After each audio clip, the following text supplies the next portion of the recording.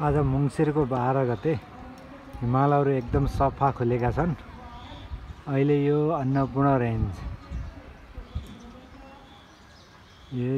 यो कुनामा देखिएको यो धौलागिरी 8167 मिटर हल्को।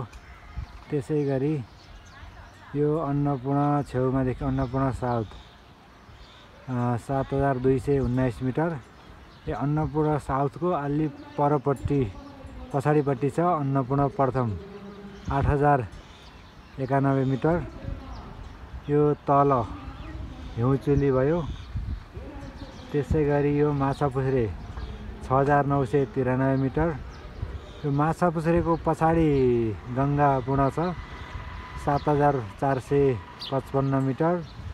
त्यसै गरी त्यो माछापुच्छ्रेको साइडमा देखिएको अन्नपूर्ण तेस्रो 7555।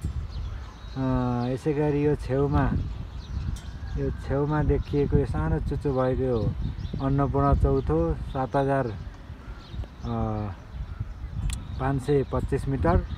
र यो अन्नपूर्ण दोस्रो यो 7937 मिटर। त्यसै गरी यताको यो लमजुङ हिमाल सँगसँगै यता यो मनासलु यो सानो चुचो मनासलु 8163 मिटर हल्को। यो 8000 मिटर हल्को। यहाँबाट तीनटा हिमाल देखिन्छ है, धौलागिरी, अन्नपूर्ण, मनासलु।